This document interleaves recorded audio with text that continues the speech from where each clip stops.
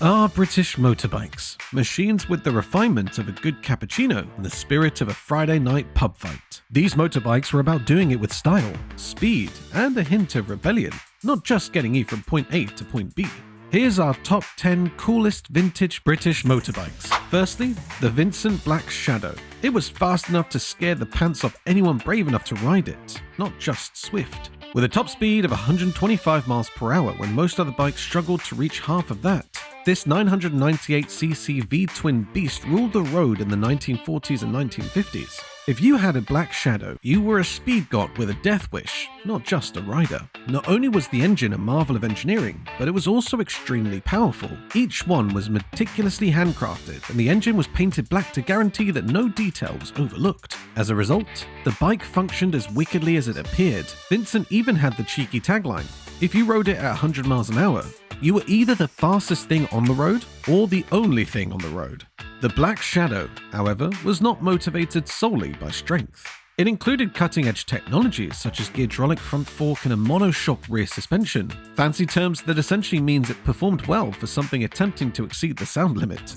Riding one today feels like straddling a rocket while wearing a bowling helmet. Collectors respect the Black Shadow due to its rarity, history, and sheer boldness. It was a message. I'm faster than you, and I look cool doing it, not just a motorbike. If you misinterpret a corner, you may end up riding your bike to a track day, a black tie event, or even your own funeral.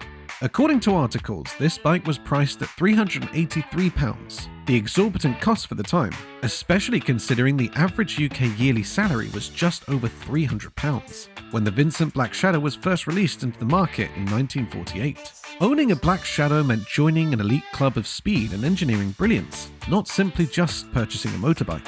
The Vincent Black Shadow is now one of the most desirable antique motorbikes available anywhere in the world. At auction, well-preserved copies frequently cost more than £100,000. Rare models in excellent condition can get up to £150,000. If you kept one in your barn, you'd have a bike worth more than the average British home. The Black Shadow may have ruled the roads with its blistering speed, but what about a bike that's been ruling the countryside for decades? Enter the Royal Enfield Bullet. The Royal Enfield Bullet is more like a historical relic than a motorbike. It's been on the road since 1932 and has most certainly seen more coronations than your average royal butler. The Bullet has been the go-to bike for weekend explorers and military dispatch riders alike due to its vintage design that may have been drawn on parchment. Originally a tiny 350cc, the Bullet gained notoriety for durability and toughness because of a booming single-cylinder engine. This is the bike that makes hills appear easy rather than simply crossing mountains. You could hurl one from a cliff and it would still start at the bottom, moaning about your poor care but ready to get going. Its distinctive thump-thump exhaust tone is a symphony of complaints for everyone within hearing distance, as well as a symphony for bikers. Nonetheless, this contributes to its charm. The Bullet takes it all in its stride with a stiff upper lip and a determined rumble. Whether you're dodging potholes the size of lunar craters or meandering through the British countryside. Although the Bullet is primarily a workhorse, its iconic teardrop tank and chrome accents have always lent a touch of beauty. It is still in production today, demonstrating that perfection can be achieved, even if you make it fuel-injected and slightly less likely to spew oil. The Bullet's rugged charm is undeniable, but if you're after a touch of elegance with your need for speed, the Velocette Venom is calling your name. The Velocette Venom was the two-wheeled equivalent of a stiff gin and tonic. Elegant, polished, and powerful enough to leave you feeling bewildered, not just a motorbike.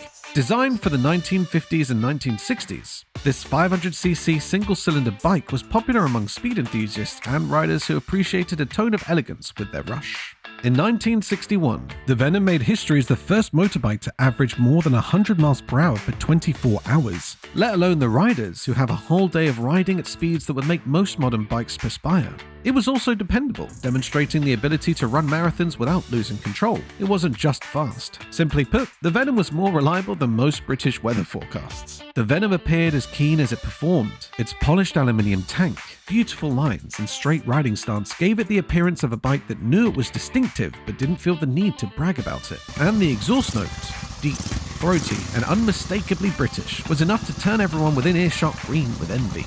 Owning a Velocette Venom right now makes you proud. It conveys, I have flawless taste, I like to go fast, and I'm not afraid of a bit of tinkering. After all, no British classic is complete without the occasional Sunday spent changing items that may or may not have required it. The Venom may be the epitome of refined power, but what if you're looking for a laid-back companion that's all about the journey? Meet the Panther Model 100. Often referred to as the Sloper, the Panther Model 100 was the motorbike equivalent of a dependable Labrador. Rugged, dedicated, and always ready for adventure. Designed to take on the open road, this 600cc single-cylinder wonder was created between the 1930s and 1960s and had a laid-back charm that made you feel like you were flying a two-wheeled lounger. Its slanted engine, which appeared to be leaning back after a long day at the pub, earned the nickname Sloper. But this was more than just a unique design decision. It decreased the bike's center of gravity, increasing stability and making it more ideal for sidecar transport. Oh, and those sidecars. The Panther Model 100 can handle groceries, your best buddy, and even the family dog without breaking a sweat. Riding comfort over pure speed, its torquey engine provided consistent, low-speed power which was favored. Indeed, it would not win at any races, but that was not the point. The Panther was more concerned with enjoying the trip than with breaking land speed records or your spine. Today, Panther Model 100 enthusiasts cherish its laid-back attitude and distinctive style. One leisurely mile at a time, this bike quietly earns your respect rather than yelling for it. The Panther's easygoing charm is hard to beat, but if you're craving a bike bred for pure adrenaline, the Norton Manx is here to steal the spotlight. The Norton Manx is a racing legend with enough grit and swagger to make even the most seasoned rider weak in the knees, not just a motorbike.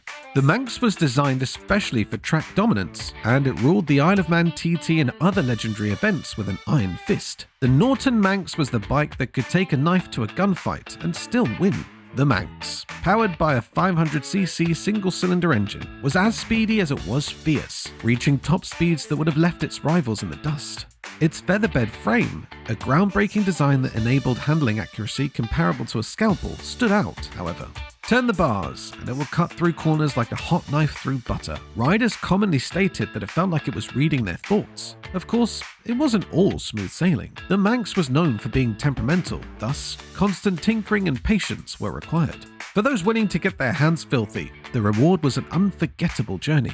It was the perfect combination of British mechanical genius and intermittent tantrums, much like a classic sports car on two wheels. The Norton Manx is one of the world's most sought-after classic motorbikes today. Having one is like having a piece of racing history, complete with grease-stained fingerprints from the golden age of motorsport.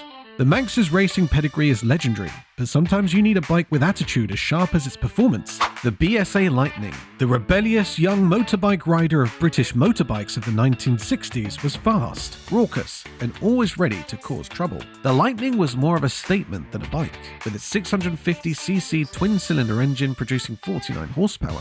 It had a way of making everyone else appear a little dull in comparison, whether you were lining up at the neighborhood cafe or shredding the city streets. This was the bike for the cool kids, rockers, and daredevils who thought speed limits were a recommendation rather than a requirement. While its quick handling allowed it to rush through traffic and swiftly carve curves, the Lightning's sleek design and distinctive red and silver finish distinguished it from the competition. And the final note of exhaustion? Long before anyone saw you, a deep, throaty scream announced your arrival and departure. The legacy of Lightning as a symbol of freedom and speed is more than secure. Collectors and riders who appreciate the BSA Lightning's balance of attitude and performance regard it as a true classic. Even in silence, this bike yells, "Let's go."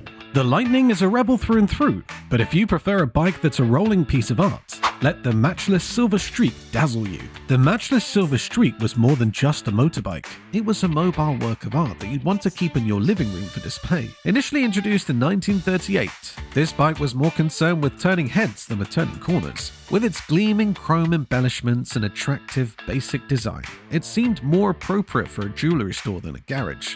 Beyond all the dazzle was a large machine. The Silver Streak was powered by a single-cylinder engine that produced enough torque to keep passengers laughing as they sailed around town. Though it wasn't the fastest bike of its time, let's be honest, if you were riding one, you were too busy admiring the jealous looks to worry about speed. Of course, all that bright chrome created complications. Maintaining its cleanliness required commitment, or, to be honest, a small army of butlers armed with polishing towels. However, for those who are ready to work, the Silver Streak provides them with a motorbike that is both attractive and reliable. Today, The Matchless Silver Streak is a rare gem prized by collectors for its combination of performance and elegance. This bike says, yes, I am stunning, and I know it. The Silver Streak's elegance is unmatched, but for those who like a mix of grit and style, the Ariel Red Hunter is up next. The Ariel Red Hunter was more than just a motorbike.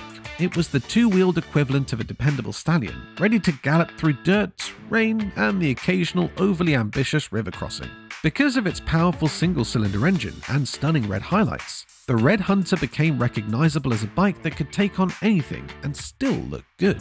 The Red Hunter, which debuted in the 1930s, quickly became a popular choice among off-road fans. Maintaining a solid top lip, its lightweight frame and torquey engine made it ideal for navigating uneven terrain and steep climbs. Riders appreciated the Red Hunter's dependability, often waxing poetic about how it never let them down, a rarity for British bikes of that era, which were notorious for oil leaks and built-in peculiarities. Still, the Red Hunter was about more than just toughness. Its teardrop gasoline tank and iconic red trimmings offered a touch of beauty, setting it apart from the workhorses of the day.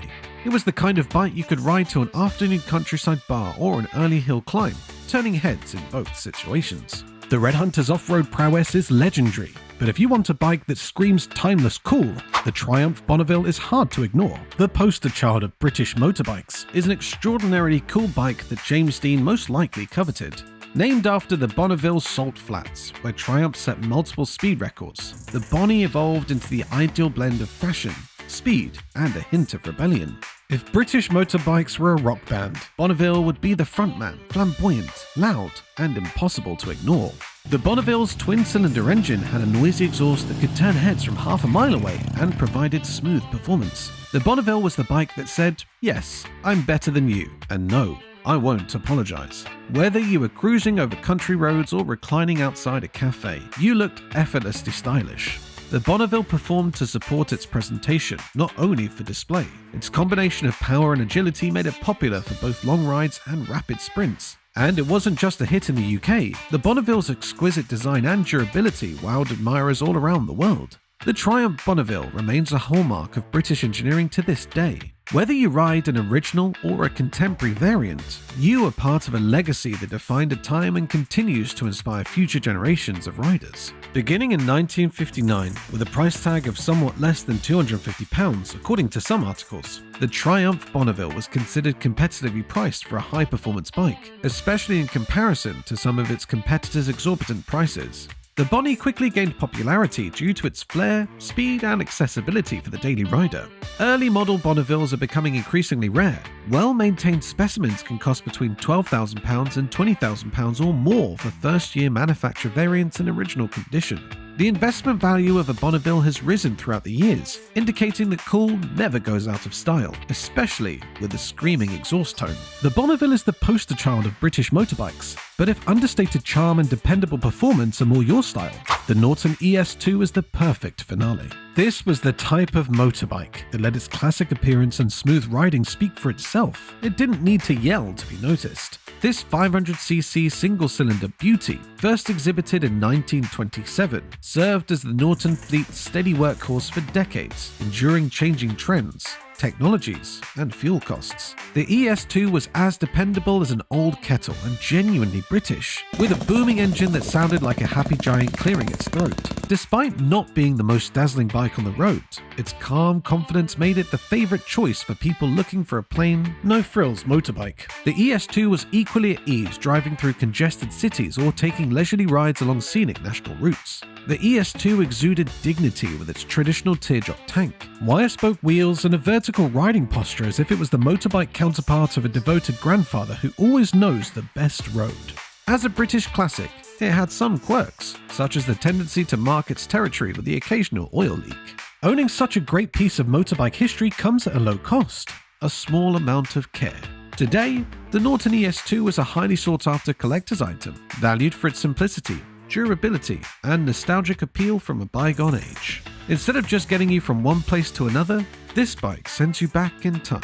And there you have it, a lineup of British bikes that defined an era, each one cooler than the last. But which one will you dream about riding first? From the blazing speed of the Vincent Black Shadow to the undeniable appeal of the Norton ES2, these British classics remind us of a golden age when motorbikes were more than just transportation. They were works of art, adventure, and attitude. There's something for everyone here, whether you want racing legends, sturdy workhorses, or cafe racer chic. Which of these iconic bikes would you most like to ride? If you enjoyed this trip down memory lane, make sure to hit that subscribe button. I've got plenty more British nostalgia coming your way, cars, culture, and everything in between. Don't miss out on the next blast from the past. Subscribe and join our growing community of nostalgia lovers.